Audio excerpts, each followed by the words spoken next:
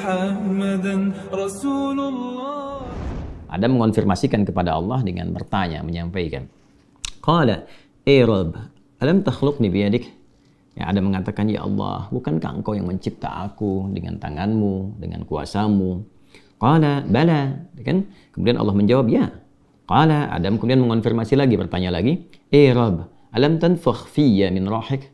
Ya Allah, bukankah rohku juga berasal darimu? Engkau yang meniupkannya sehingga aku menjadi hamba, kan, yang berkehidupan. Qala, Allah menjawab, bala, ya tentu saja Adam. Ya. Qala, Adam kemudian berkata lagi, Rabb, alam tuskinni jannatak? Ya Allah, bukankah engkau yang menempatkan aku dalam surgamu? Kan? Kemudian qala, Allah Subhanahu wa taala menjawab, bala, ya tentu saja. Ya, qala, kemudian Adam mengonfirmasi kembali, bertanya lagi, Rabb, ya Allah, alam tasbiq rahmatuk ghadabak? Ya Allah, bukankah rahmatmu senantiasa mendahului amarahmu? Masya Allah. Qala, Allah menjawab, bala, ya tentu saja. Qala, maka disinilah Adam mulai menyampaikan substansi permohonannya. Ini penting sekali untuk kita mendapatkan satu rasa tertinggi yang menuntun kita bagaimana cara memohon kepada Allah. Baik, maka Adam kemudian menyampaikan, Ara'ait in ana tubtu wa aslahtu, araji'i anta ilal jannah. Allahu Akbar. Ya Allah, bagaimanakah putusanmu? Ya kan?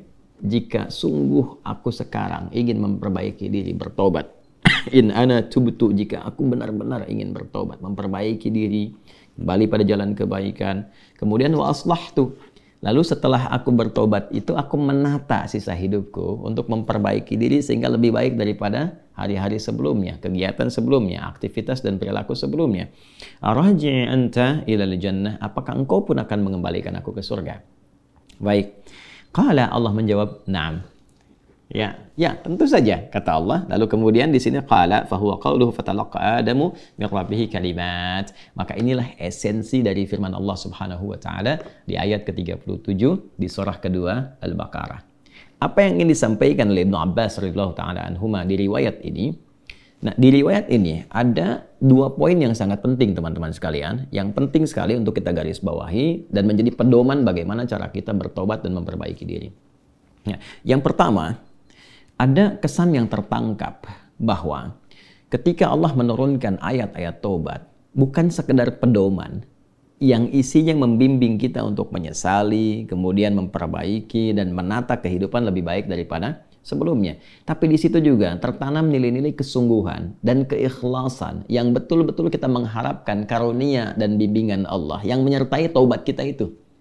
Jadi bukan sekedar, ya aku menyesal, ya Allah, aku menyesali perbuatan yang kurang baik, aku ingin memperbaiki diri, aku ingin menata lebih baik lagi. Bukan sekedar kalimat itu yang disampaikan, itu baik.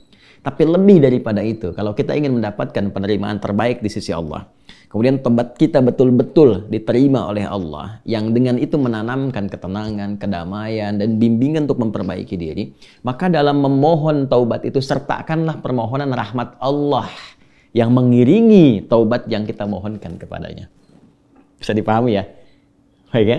Ya, rasakan keinginan untuk memohon rahmat Allah. Ini diantara isyarat kalimat-kalimat tadi. Ya, sesungguhnya Adam tidak perlu mengkonfirmasi tentang pertanyaan-pertanyaan, ya Allah, bukankah engkau yang menciptakan aku? Ya Allah, bukankah engkau yang meniupkan rohmu juga kepadaku sehingga aku hidup saat ini? Bukankah engkau yang menempatkan aku di surga? Gitu kan? Dan sebagainya. Nah, kalimat-kalimat itu akan sering kita dapati begitu kita melihat ayat-ayat dalam Al-Quran tentang permohonan doa, baik itu terkait dengan doa biasa, apalagi terkait dengan permohonan taubat.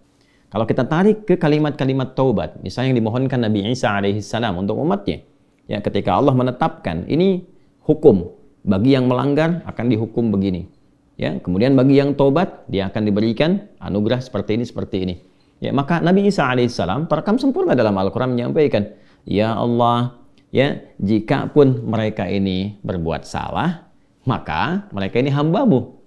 Ya, fa innahum ibaduk, mereka hambamu ya Allah. Tapi engkau jika mengampuni mereka, gitu kan, maka sungguh engkaulah pemilik rahmat yang sempurna. Engkaulah pemilik kasih dan sayang yang sempurna.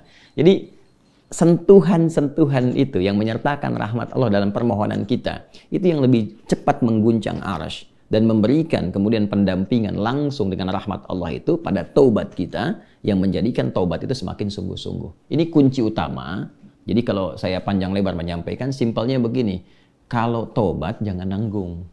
Gitu. Ya, kalau tobat jangan nanggung, supaya tobatnya betul, tidak tobat kejadian lagi, tobat kejadian lagi. Maka caranya, ini kata Ibnu Abbas, sertakan rahmat Allah di dalamnya.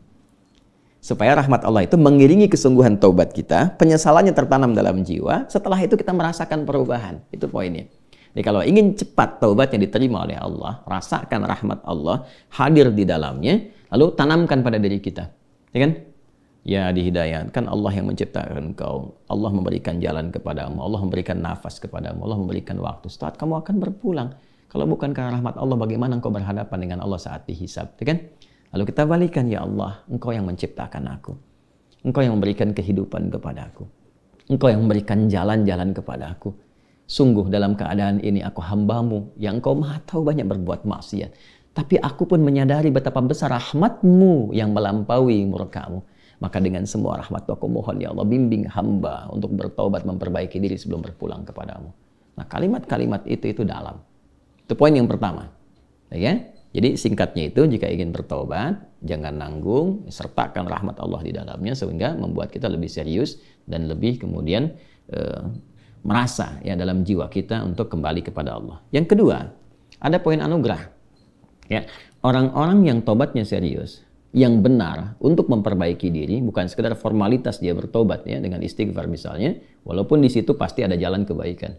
Nah, orang-orang kembali yang berusaha dengan serius tobat, dia memperbaiki diri, maka di situ mendapat jaminan dari Allah Subhanahu wa taala. Lewat dialog ini, Allah bukan hanya akan membimbing ia untuk memperbaiki dirinya lebih baik dari sebelumnya, lebih tenang, lebih damai, lebih nyaman. Jadi ingat ya, taubat itu hal yang pertama Allah berikan, itu bukan materi dunia dulu. Bukan kedudukannya langsung naik, begitu tidak. Ya, bukan materi bertambah langsung kaya, bukan ilmu langsung banyak, tidak. Yang diberikan kelapangan dulu. Ketenangan, kelapangan, kedamaian, dibersihkan yang kotor-kotornya, baru datang melimpah. Ya, baru datang melimpah. Anugerah-anugerah sesuai dengan pilihan hidup kita untuk beribadah dan sebagai bekal kembali kepada Allah. Nah, nanti kalau benar taubatnya dan memperbaiki diri, diberikanlah kelapangan itu, lalu ditempatkan di kondisi lebih baik dari sebelumnya. Ya, ini yang dimaksudkan kalimat di sini. Ya, ara'aitin ana tubtu wa aslahtu arajin anta ilal jannah. Ya Allah, jika memang aku betul-betul bertobat, betul-betul memperbaiki diri, menata jalan hidup, apakah engkau akan mengembalikan aku ke surga? Ya, maka apa yang dijawab oleh Allah? Ya, na'am, ya tentu saja, kamu akan dikembalikan. Tapi perhatikan cara Allah mengembalikannya.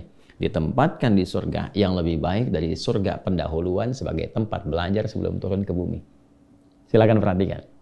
Bukankah di surga saat Adam belum turun ke bumi, hanya untuk berlatih materi sebelum turun, ya apa yang harus kerjakan, harus tinggalkan. Bukankah di dalamnya ada ujian? Ya kan?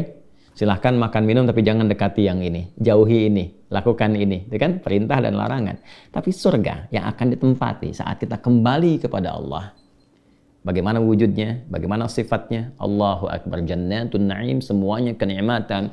Nggak ada larangan lagi, nggak ada perintah lagi, semua tinggal nikmat saja. Berbeda dengan sifat yang pertama. Ya, artinya apa? Di sini diberikan kesan kepada kita, orang-orang yang bisa memperbaiki dirinya, selain hidupnya lebih damai, lebih tenang, lebih nikmat dibandingkan saat ia larut dalam maksiat. Anda punya harta, ya dihasilkan dari harta yang haram, yang riba, yang korupsi, yang menipu dan sebagainya. Lalu sadar, ya dari judi dan macam-macam, sadar tuh. Lalu ditaubati tuh. Begitu tobatnya benar dan memperbaiki diri, awal-awal itu nggak mudah karena harus melepaskan kebiasaan, melepaskan gaya. Gaya kan bandingannya dengan tekanan kan? F berbanding lurus dengan P kan? Ya, gaya berbanding lurus dengan tekanan kan? Artinya semakin gaya, banyak gaya semakin tertekan kan? Ya. Nah, ketika itu dilepaskan, tekanan kan tinggi juga. Ya, tapi apa yang terjadi?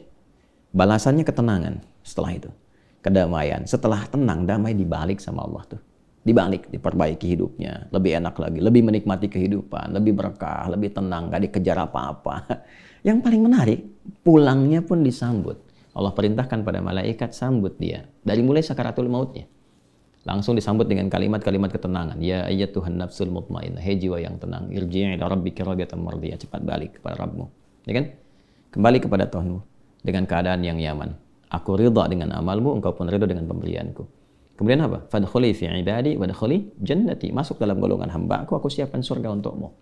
Nah, surga yang diinformasikan dalam sakaratul mautnya, aku siapkan surga untukmu. Itu lebih indah, lebih baik dari semua kemewahan yang pernah ia rasakan di dunia. Dan itu nggak ada bandingannya.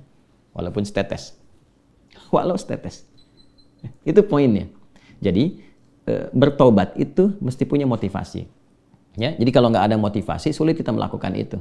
Motivasi terbaiknya adalah, nih, mau sampai kapan larut dalam maksiat? Bagaimana kalau sedang bermaksiat itu wafat?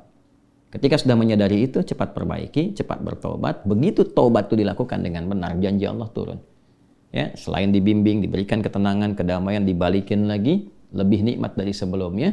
Lalu dibimbing mendapatkan sesuai dengan bekalnya. Kalau ilmu dikuatkan dia, supaya cari surga dengan ilmunya. Kalau kedudukan diatur, supaya tidak mendapatkan kedudukan dengan nyogok, dengan korupsi, kan? Dan macam-macam. Naik itu. Sesuai dengan maslahat dia. Dan kalaupun dapat harta dengan cara yang benar, nggak usah nipu, ya, nggak usah korupsi, nggak usah macam-macam gitu. Dapat dia, ditempatkan. Sampai dia jaga sampai wafat aja. Begitu meninggal, dapat yang terbaik. Lebih indah dari suasana yang dia dapatkan sebelumnya. Itu spiritnya.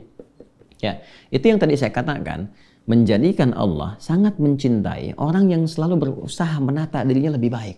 Bertobat terus, tobat lisan, tobat pandangan, tobat pendengaran, sampai tobat kaki. Sampai dia merasakan perubahan dari semua organ tubuhnya. Tobat mata, dia berlatih. Jangan dikira kalau tobat itu, fungsi mata itu akan selesai dengan memandang saja. Tidak. Tantangannya ada.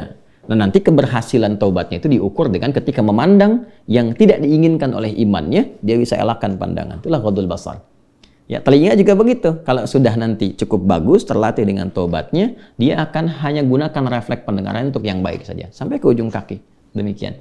Nah, itu kalau sudah ada ciri seperti itu, sikapnya berubah. Ini tanda pertama bahwa tobatnya diterima oleh Allah Subhanahu wa Ta'ala.